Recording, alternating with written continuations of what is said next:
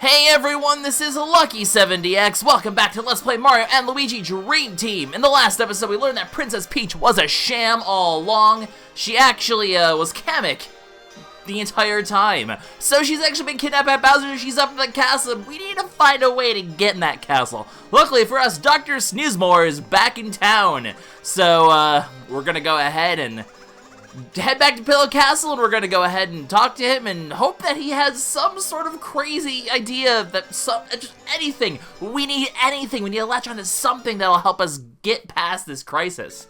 And perhaps he is the source of our answers. Of course he's the source of our answers. It's an RPG. There really is no other source. Anyways, let's go ahead and head to Pi'illo Castle, where you can actually head through the front door, or you can head over here. If you head through the front door, you'll actually get this upcoming cutscene in the front lobby.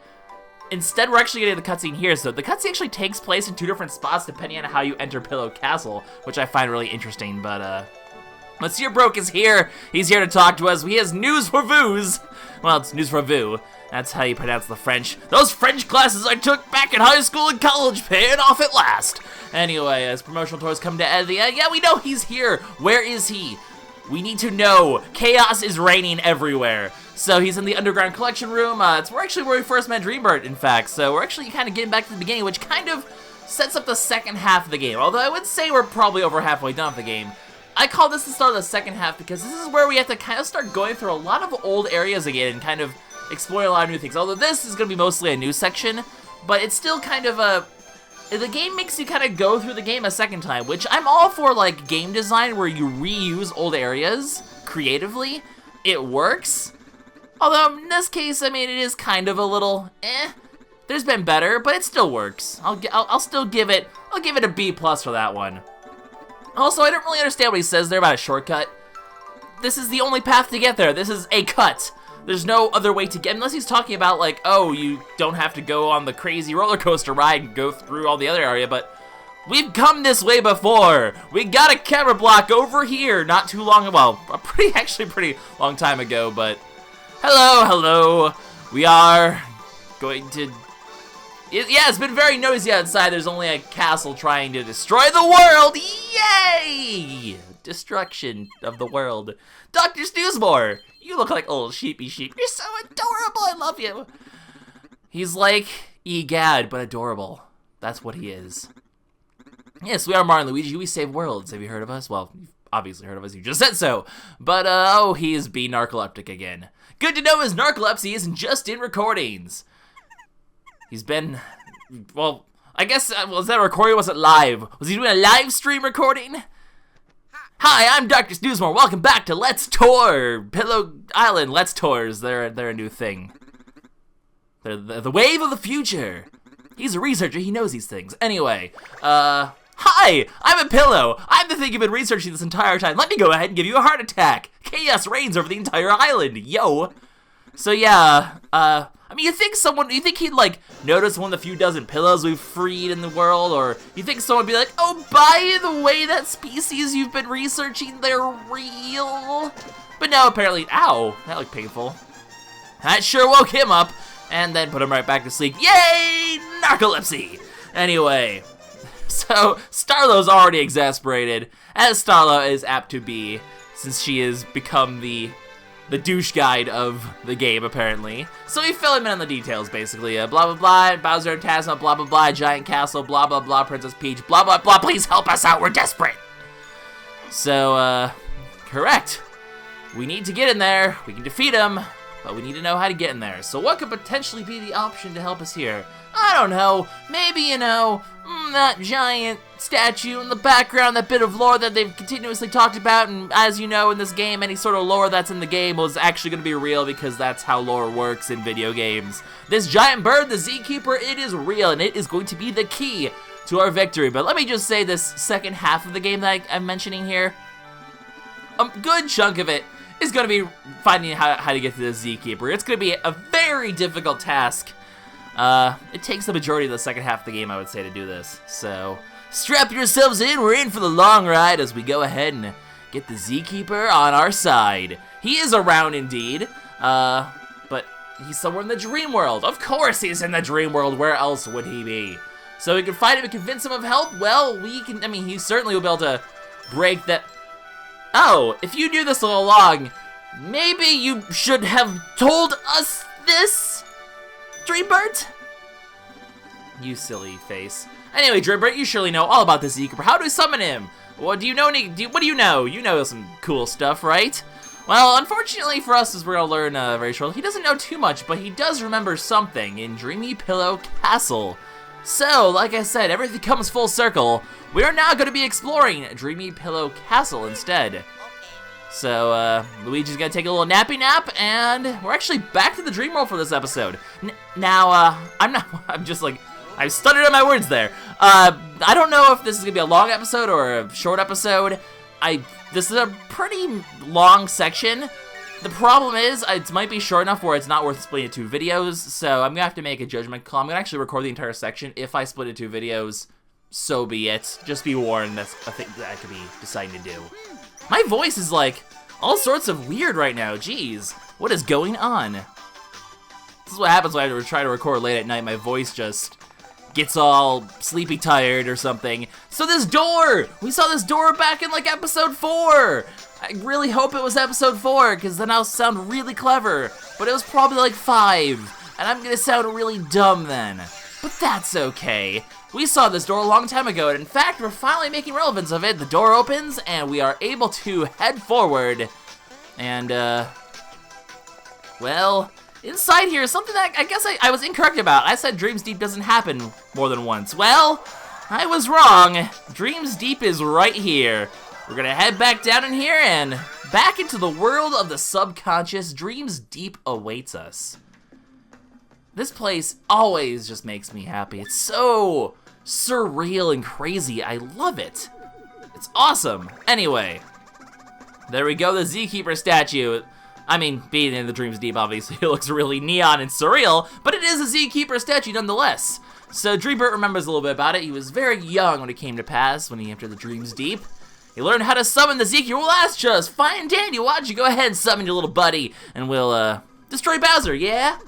Well, of course, it's not gonna be easy to summon him forth, but, unfortunately for us, because this is a video game and all, while he has met the Zkeeper and he has summoned him before, he sort of forgets how to do it.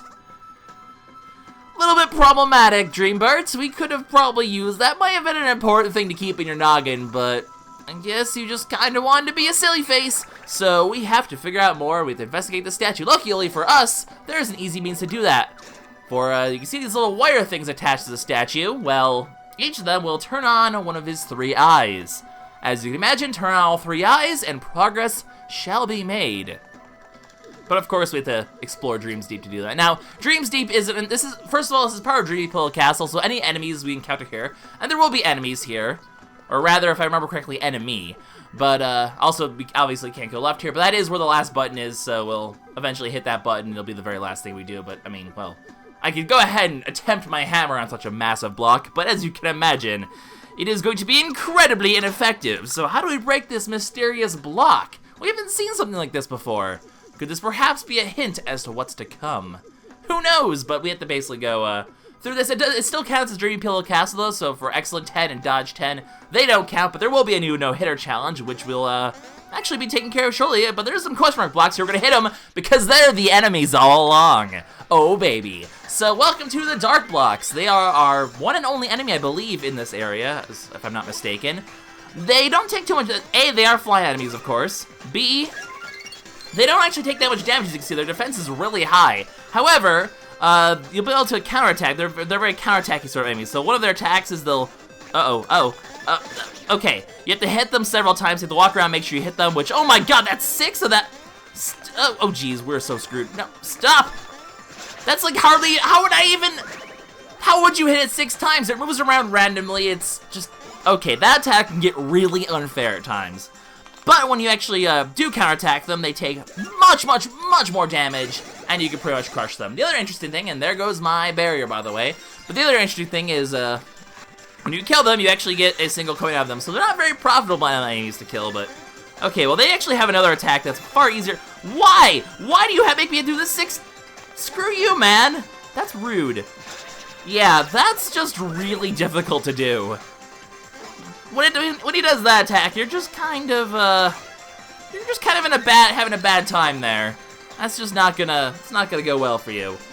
Okay, here's his other attack though. He kind of summons a bunch of things, and if you don't hit just don't jump into the spikes, but it does give you a chance to counterattack him. I'm not sure if it actually hurts you if you don't counterattack him, or if it's just, oh, yeah, I mean, that's how you obviously weaken him, so if you don't do that, you're obviously gonna run out eventually.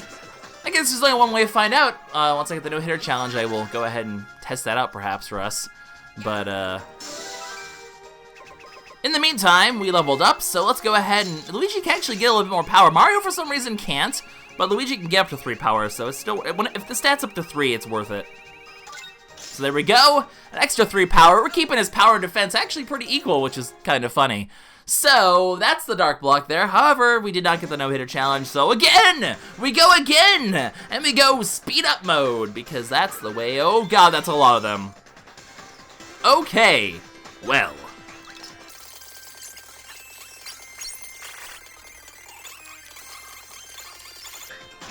Oh, come on! Oh, I hate that attack. They're so random and unpredictable. And you have to really hit him 7 times? That's hardly fair. Oh, stop! Oh my god, I cannot. This attack is too much. It's too much for me to handle. Okay, do I get hurt if I just don't do anything? Yep, I do. Okay, so you have to actually hit him. Good, now we know. Let's restart this fight, because screw that. That was dumb. Back to speed up mode.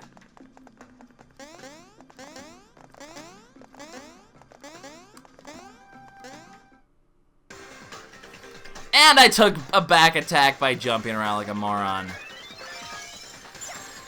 Oh, I recovered though, because I am actually fast enough. Weird.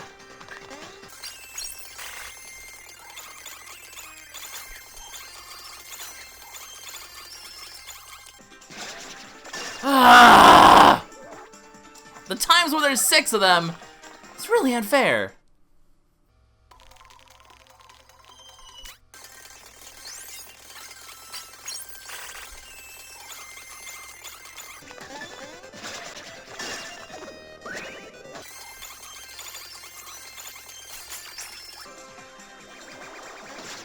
That's a different variation of it, by the way, where they're a bit higher up like that, so keep that in mind. There can be slight height differences. Also, nuts to this one. We're doing a different one, because that one's just dumb, and they keep doing that attack, and when there's, like, that's so really difficult to dodge. There's only 2 of them now. Can we just get a no-hitter challenge, for goodness sake? This is just silly. The nice thing is, they tend to do those in pairs when the first one does it. The other one tends to do it then as well. Which makes it really easy when I can then just crush my foes when they're so weakened like this, and there we go. It's not hard to get a no-hitter challenge, you just cannot, it's not easy when they do that attack instead. Because that attack this is where, like I said, this is like the second half of the game essentially. This is where the enemies start getting almost ludicrously unfair. Which A is why I have my shield on, and B, I don't want to touch that because that's another bad one. I am done with these dark blocks. They have wasted so much time in my video. But that's okay. No, it's not. But I'll pretend it is. Because I don't care. Hey, we got ourselves a new, we got ourselves a Legionary Generator. We can actually use the Legionation in here, but, well, I kind of spoiled it by saying new. We actually have a new Legionary Generator move, so as much as they were starting to get bland, hey, they're actually going to give us a new one now. In the middle of Dreams Deep, of all things. And, well, it's actually it's going to be the very first, Luigionary attack that we've gotten. I am spacey as hell today. I apologize for that. But we have Luigionary Ball now, so we actually have Luigionary Ball in real life. This is the real life. This is just fantasy. Well, it is the Dreams Deep. Of course it's fantasy. So we have Luigionary Ball now. Excellent. We can now roll around really fast. It's actually a really fast way to move around. And you can roll down hills. You know, go up inclines like that. It's actually a pretty cool ability when all is said and done. So, Luigionary Ball, a brand new ability. You can crush these stupid freaking dark blocks because they're annoying and I hate them. Is there actually anything over here worthwhile? Is this just getting back up to where we were town? This is getting back up to where we were town.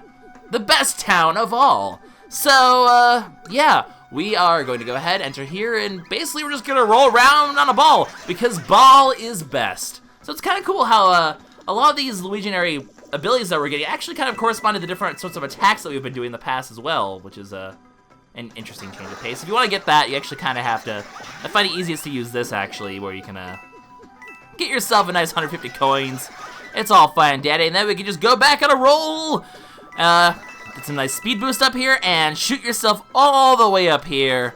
And then we head over this way, and, well, eventually as we get over here, we've apparently hit a dead end, because you can't actually jump out there. Actually, you can't, because if you try to use the spring, you'll actually end up getting pretty stuck. So, the spring is not actually as helpful as you think. But we actually have, I mean, we just got a new form. So, actually, we're just, I mean, like before, we get a new form, then we get, you know, a new ability to go with the form. And those B&A buds have to do something, you know. So, we're actually going to get some abilities to go with our balls. That was intentional, don't worry. So, the bros have a little bit of discussion. Why is that Luigi the special one? Why does he get to have all the fun? Where are all the other Luigis just mindless, poor little clones? The Luiginoids have feelings too, you know. So, we can actually shoot a little string of Luiginoids out and latch onto certain objects in the world. So, that's kind of your primary way of traversing the dream world as a ball. You actually use a skill that they actually call... Well, to rip off Zelda a little bit, it's the hookshot. Quite literally, it's pretty much Zelda hookshot in Mario Dream Team form of all things. Kind of interesting. Anyway, if you try to cheat this, by the way, you can't, because as usual, they kind of have a little area up on top here to be like, nope, no cheating. So as you can see, it pretty much traverses this whole area. Now, compare the, by the way, the speed difference between his normal form and the ball form. You can see the ball form is way faster, so... If we're in a generator section, expect me to kind of roam around as a ball a lot. Unfortunately, actually, if I'm clever here, can I not cheat this by doing this just right?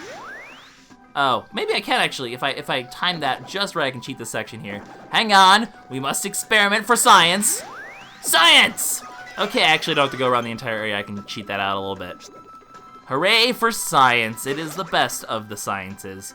So yeah, when you basically, if there's these hookshot things, you're gonna have to use this. I mean, obviously the tornado would not jump up here high enough, and the spring, as you can see, is pretty much ineffectual. So you have to use the ball essentially. You can kind of swing back and forth using the control stick on the ball. It's kind of cool. Let's get some coins along the way.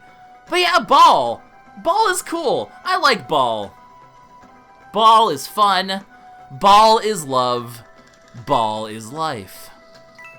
Indeed. So we're gonna go ahead and get ourselves another 150 coins while we're here, and then just kind of roam around one more time, and at that point we can go ahead and continue forward.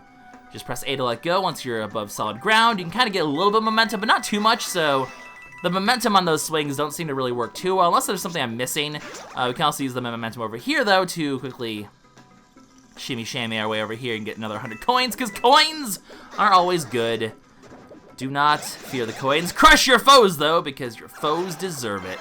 Seriously, screw those dark blocks. I mean, expect me to start to get a little bit annoyed at some of the many enemies around here. By the way, if you were following the little wire that we're supposed to be following here, this is the second one. It came down here to begin with, and we finally made our way down here. If you want to traverse your way back up there, obviously, it's a quick sprung to get all the way back up there if you're a Luiginary generator, so... Pretty easy to do that, but we have no reason to backtrack. Forward is the only direction we can go in right now.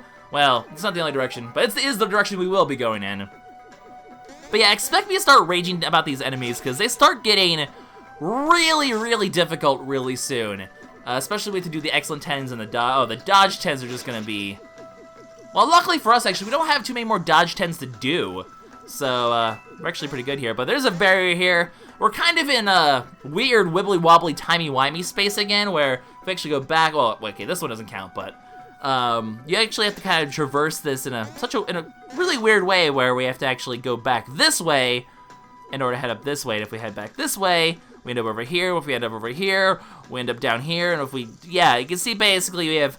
weird, wibbly-wobbly, timey-wimey space going on here, and if we want to actually head forward, our goal is to head over this way, dodge all our foes because they're annoying. Although I guess I could have been fighting those to get, you know, more experience or something, but this episode's already going on pretty long. I don't want to, like, it's going to be a long episode anyway. I don't want to waste it by fighting these dark blocks. We've seen all they can do. They're annoying, but what can you do? So when you get to these things, they kind of actually spin around like this. You can try to get some momentum up there to make it work, but I've never been able to just have momentum successfully get me up there.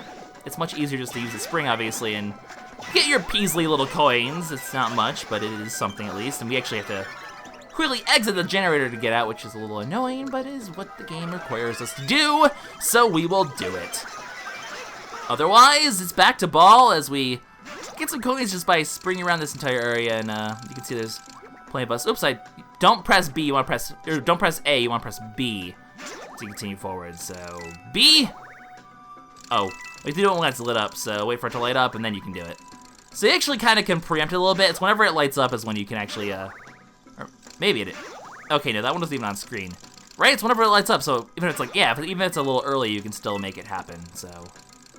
Now, even with this, you can't really get the momentum to go up there, though, so the best way to do this is, once again, to spring, which is weird that we're supposed to be lowering the ball, but as far as I can tell, this is easier. There we go. Not sure if this is how you're supposed to get up here, but I tried messing around a lot with the ball physics for a while, and it just really was not working for me, so I don't know. Do what you will with that, I suppose. Anyway, we do want to get those coins, though. Because it's 50 coins, it matters. And the easiest way is obviously to traverse with the ball, and eventually we get it, and then we can drop down this way. Actually, I could have just sprung over to this thing, but in order to actually continue making progress, all you have to do is just head over here. It's kind of actually, oops. I have so many different formations now that I kind of forget which one is the one that actually lets me exit the pile. But, Ultra Syrup Jar! Yay! Secret Box! Yay! Moving forward, now we have these blocks. If you actually look at the map, you can see we're actually pretty much back at the beginning almost. We just have to head up there and we'll actually be at the top. But how do we deal with these blocks? That is, of course, the question of the hour. You can try to just head over this way because there's actually a thing you can latch onto up here. But if we actually try to head up this way, we'll actually be sorely disappointed because, like I said, these blocks are still in the way. And unfortunately, once we get to the top, you'll see that they are indeed blocking us off up there. Well, okay, I could have rolled up against it and shown, but they're blocking our way, basically. That's just the way it is. So we head over this way instead, because we can't learn tutorials over there, apparently, and, well, as you can imagine, the ball's gonna have one more function. After all, we now have a B action, but we need an A action, because there's always a B and an A. Well, there's not always a B and an A, but for this, there is a B and an A still. Oh no, we're stuck once again, but what if we get creative with our balls? Once again, these jokes are too easy to make. Get your mind out of the gutter. You stop. You stop. I know you're thinking dirty things. Don't do that. Balls are respectable circular objects, darn it. Just because we're immature does not mean that they don't deserve our respect. I need some sleep. Oh my goodness. This is what happens when you get sleep deprived, Lucky. I just really need to get a recording out, so. Basically, if you press A, you go into Wrecking Ball mode. Go all Wreck-It Ralph up in here, and you can, basically swing the ball around to break all these blocks, which will obviously come in handy if you want to be extra destructive, and you can even throw the ball in order to destroy more things. So if you ever have blocks in our way or something breakable, and we have a Luigi generator, all we need to use is our ball hammer to, oh boy, it's too easy to make these jokes. All we need to do is press A, and we can send the ball flying, it'll bounce back up to us, and then we can, throw it again. So we kind of have a cool little wrecking ball. We can even change our trajectory in midair by evading the laws of gravity, and see if you want to throw a bit lower, you can actually go up and down to a limited extent. It's about this, it's even less, I think, than the Legionary Tornado, because you can move, you get a little bit of vertical motion in the Legionary Tornado, but with ball even, you don't even have as much as you did before, so anyway, we literally just come over here for a tutorial for some reason. So yeah, I can go all the way up here, I can go all the way down here. So not much vertical motion, but enough for if you want to change your trajectory ever so slightly. So basically, yeah, we just came over here to learn ball. There's actually nothing else over here. It was just solely for the sake of tutorial. And you can see over here, there is nothing else over here. So now we just break all these blocks, just kind of mass destruction. Oop. I guess actually we didn't need to have the wrecking, we weren't supposed to get up there with just that, because you're actually kind of supposed to do it from over here after you break the blocks, but that's okay, I cheated. So, because yeah, you can actually reach the the little hookshot thing from down there, as you saw, of course. And actually, looks like we're actually pretty much almost done with this. So this actually didn't take as long as I thought. I still need my ball. I still need ball. Let me get my ball. Thank you. Break it. I said break it. There we go. As you can see, it can kind of go through walls to a certain extent, so keep that in mind. It is possible. And with that, we're actually pretty much done with this section. So I'm just gonna make this one long episode, I think, because if we consider the time I had to cut out the things, it should be about 24, 25 minutes. Probably be about a half-hour video once we get through all the cutscene-y things up here. So I think that sounds like a legit plan to me. So let's do that. Onwards! And as always, upwards. Well, upwards doesn't really make any sense in this context. Well, I guess we're gonna get out of the Dreams Deep, so we are heading upwards, but hey! Weird languagey things! So this is actually just a giant Zkeeper projector, which speaks the pillow language, which, how, by the way, if pillow language is a thing, how do all these pillows know English? Or Italian, or whatever the Mario Bros actually speak? I don't really know. This could all just be a translated Italian for all we know. The Ulti-Bed! If we need to summon the Zkeeper, we need to make the Ulti-Bed. The ultimate MacGuffin in the world!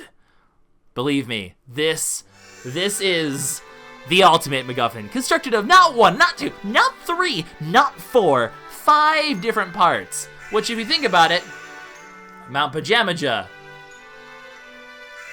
Come on. Dozing Sands. Mushrise Fields.